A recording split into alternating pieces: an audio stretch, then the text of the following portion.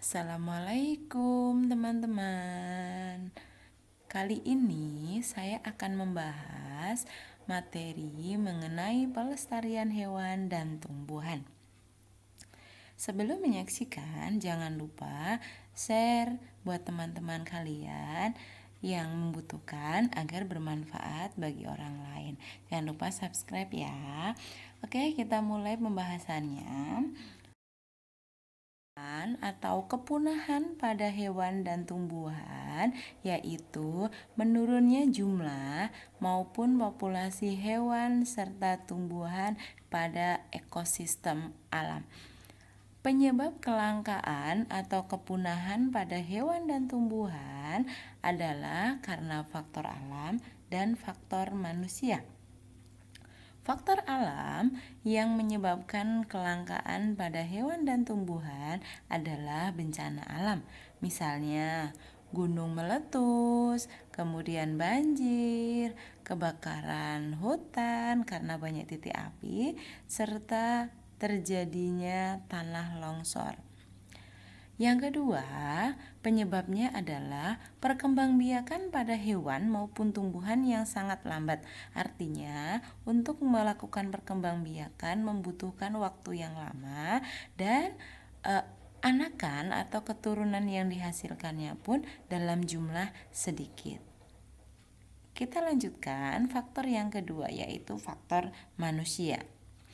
Faktor manusia yang menyebabkan kelangkaan atau kepunahan pada hewan dan tumbuhan yang pertama adalah perburuan liar. Perburuan hewan maupun tumbuhan dilakukan manusia biasanya untuk diperjualbelikan, sehingga jumlah hewan dan tumbuhan mengalami penurunan baik di ekosistem alam aslinya maupun pada habitat ex situnya. Yang kedua, rusaknya habitat karena ulah manusia. Misalnya karena penebangan pohon liar, kemudian penggunaan hutan untuk peladangan, serta alih fungsi lahan. Yang ketiga, bertambahnya jumlah penduduk sehingga habitat hewan maupun tumbuhan dijadikan sebagai pemukiman penduduk maupun dijadikan sebagai lahan untuk industri. Itu tadi penyebab kelangkaan hewan dan tumbuhan. Berikutnya kita akan lanjutkan jenis hewan langka yang ada di Indonesia. Hewan-hewan apa saja sih yang sudah mengalami kepunahan atau mendekati kepunahan? Di Sumatera ada gajah Sumatera, kemudian babi rusa, serta harimau Sumatera. Di Jawa ada burung merak, badak berculak satu di ujung kulon, kemudian banteng, macan tutul, dan elang Jawa. Di Kalimantan, hewan yang mengalami kelangkaan atau kepunahan adalah orang utan dan simpanse.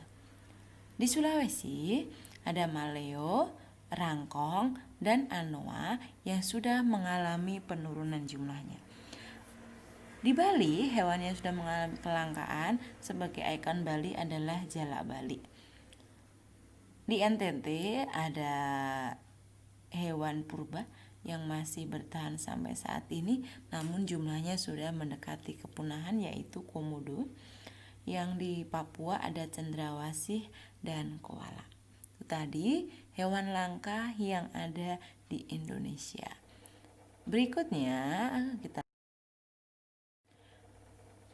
jenis tumbuhan langka yang ada di Indonesia. Yang pertama, di Bengkulu ada bunga bangkai, yaitu Rafflesia arnoldi. Dulu bunga ini pertama kali ditemukan oleh Raffles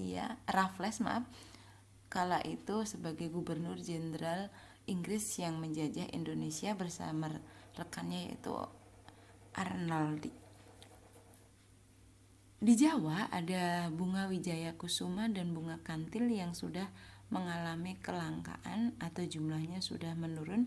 Bunga kantil banyak digunakan untuk riasan pengantin Jawa, pengantin Sunda juga memakai, sehingga saat ini karena jumlahnya sudah menurun, sudah dibudidayakan. Di Kalimantan ada anggrek hitam dan kayu ulin.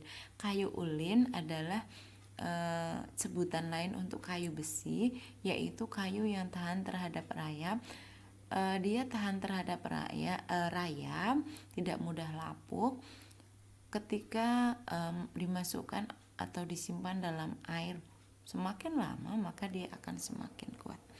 Di Sulawesi ada pohon kosambi, di NTT ada cendana yang bisa dijadikan untuk kerajinan kipas. Di Papua ada buah matoa. Pernah kalian menjumpai buah matoa? Iya, kita sudah beberapa kali menjumpai buah Papua, di Jakarta juga ada. Namun untuk saat ini jumlahnya sudah langka atau sudah sedikit. Oke, kita lanjutkan.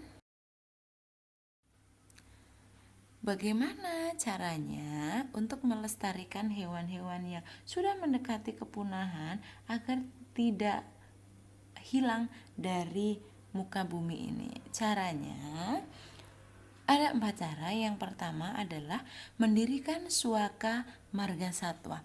Apa itu Suaka Margasatwa? Suaka Margasatwa adalah tempat khusus untuk melindungi hewan-hewan langka. Yang kedua, dengan melakukan penangkaran.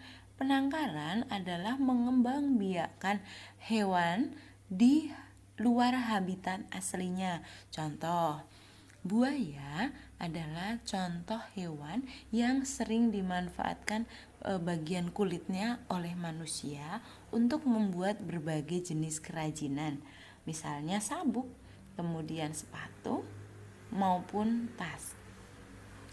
Karena semakin lama diburu, maka jumlah buaya juga menurun, sehingga untuk memenuhi kebutuhan bahan kerajinan tadi dilakukan pengembangbiakan buaya, tetapi bukan di habitat aslinya, bukan di sungai maupun di rawa-rawa. Jadi dikembangbiakan di misalnya di tempat khusus yang disediakan oleh manusia. Dengan melakukan penangkaran atau pengembangbiakan, atau orang menyebutnya budidaya ini, maka jumlahnya diharapkan bisa meningkat. Yang ketiga, dengan cara melakukan inseminasi buatan pada mamalia. Jadi yang bisa dilakukan inseminasi buatan adalah mamalia. Inseminasi buatan itu apa? Menyuntikkan sel sperma pada hewan jantan ke tubuh hewan betina. Contohnya, ini sel sperma dari sapi jantan disuntikkan ke hewan betina, ke sapi betina. Dilakukan oleh dokter-dokter hewan. Sehingga dengan adanya teknik inseminasi buatan ini untuk mengembangbiakan sapi, gajah maupun kerbau, tidak harus ada hewan jantan, tetapi cukup mengambil sel sperma atau sel jantannya saja. Yang keempat adalah membuat undang-undang perburuan liar, di mana menjerat para pemburu liar yang masih melakukan perburuan hewan-hewan yang dilindungi oleh undang-undang. Dengan cara ini diharapkan para pemburu jera untuk melakukan perburuan liar. Itu tadi upaya atau cara untuk melestarikan hewan langka ataupun hewan-hewan yang sudah mendekati kepunahan. Berikutnya, kita akan lanjutkan cara pelestarian tumbuhan langka. Caranya ada perbedaan dengan pelestarian hewan langka. Yang pertama, mendirikan cagar alam. Apa itu cagar alam? Tempat pelestarian khusus untuk tumbuhan yang langka atau yang sudah mendekati kepunahan. Yang kedua, membuat kultur jaringan. Kultur jaringan lakukan adalah pengembangbiakan tumbuhan di laboratorium dengan menggunakan sel atau jaringan dalam kondisi steril. Jadi, yang bisa mengembangbiakan memerlukan laboratorium khusus serta kondisi yang steril atau bebas dari kuman penyakit. Untuk teknik kultur jaringan ini, sekali melakukan kultur jaringan, maka akan dihasilkan banyak anakan. Hanya memerlukan sel ataupun jaringan pada tanaman. Yang ketiga, membuat undang-undang perburuan liar untuk para pemburu tumbuhan-tumbuhan langka ataupun tumbuhan yang dilindungi oleh undang-undang. Dengan ketiga cara ini, diharapkan hewan-hewan yang sudah mendekati kepunahan bisa ditingkatkan kembali jumlahnya.